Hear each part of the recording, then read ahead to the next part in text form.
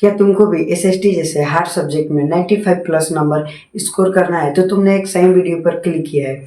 देखो दोस्तों, एसएसटी का हमारा दो पोर्शन में बटा होता है, एक होता है ऑब्जेक्टिव, एक होता है सब्जेक्टिव। तो आज हम बात करेंगे केवल ऑब्जेक्टिव वाले पोर्शन का, क्योंकि ये वीडियो बहुत ज़्यादा लंबा हो जाएगा, इसलिए हम आज बात करेंगे ऑब्जेक्टिव वाले पोर्शन का।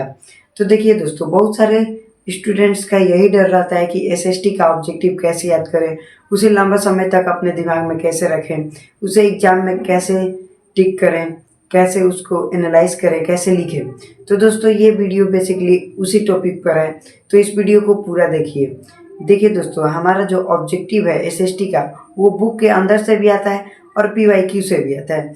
तो इसके लिए हमको दोनों पर ध्यान देना होगा।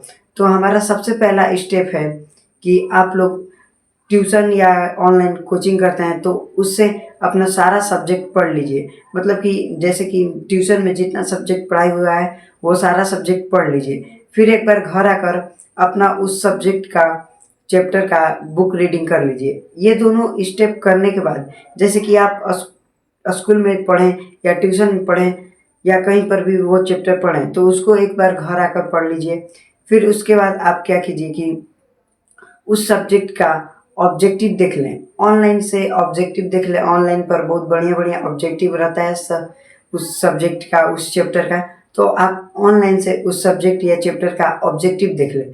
ऑब्जेक्टिव देखने के बाद आप ये काम कीजिए कि अगर आपका पूरे सिलेबस में उस सब्जेक्ट का आधा से ज़्यादा चैप्टर पढ़ाई हो गया है, मतलब कि पूरा जो बुक है उसमें आधा से ज़्यादा चैप्टर पढ़ाई हो गया है, तो आप रामबाण या तांडव जिसमें ऑब्जेक्टिव आता है वो वाला सीरीज देख लीजिए।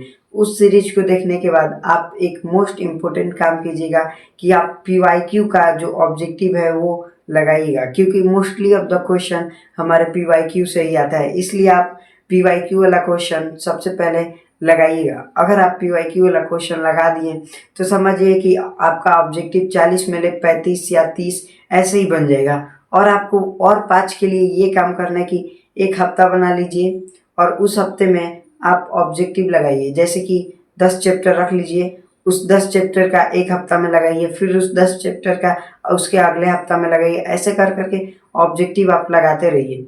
और इसमें ज़्यादा याद करने का कोई दिक्कत नहीं है। आप नहीं याद करेंगे, केवल पीवाईक्यू बनाएंगे, आपका स्कूल में जो पढ़ाया गया, ट्यूशन में जो पढ़ाया गया, उसके बाद ऑनलाइन से ऑब्जेक्टिव देख लेंगे। तो इन्हीं सारे ऑब्जेक्टिव देखने के बाद आपका एकदम एसएसटी का ऑब्जेक्टिव क्लियर हो जाएगा। अगर आपका ऑब्जेक्टिव नहीं क्लियर होता है तो आप इस वीडियो को आकर अनलाइक कर दें या अनसब्सक्राइब कर दें चैनल को, लेकिन आप ये चारों स्टेप जरूर फॉलो कीजिएगा। सबसे पहले आप स्कूल से आके ये सब स्कूल में जो पढ़ाया गया वो सब पढ़ के ऑब्जेक्टिव देख लीजिए। उसके बाद रामबाण सीरीज देख लीजिए। उसके बाद पीवाईक्यू कर लीजिए। पीवाईक्यू में आप ऑब्जेक्टिव को एनालाइज कीजिए। यही सब काम कीजिए। आपका 100% मैं गारंटी देता हूँ कि आपका ऑब्जेक्टिव में मार्क्स इम्प्रूव होगा। तो दोस्तों, अगर आपको वीडियो अच्छा लगा हो तो लाइक, कमेंट, सब्सक्राइब कीजिए। अगर आपको इसका सब्जेक्टिव का पोर्शन चाहिए तो आप सब्जेक्टिव का पोर्शन के लिए नीचे कमेंट कर दीजिए, मैं इसका सब्जेक्टिव का पोर्शन बनाऊंगा। मेरा दोस्तों बिहार बोर्ड में सब्जेक्टिव में केवल 2 मार्क्स कटा था, इसलिए मैं आपको बहुत अच्छे तरीके से सब्जेक्टिव लिखना बता सकता हूँ। इसलिए आप चैनल को सब्सक्राइब कर दीजिए और मेरा ट्रिक जो है वो फॉलो कीजिए, स्टेप को फॉलो कीजिए।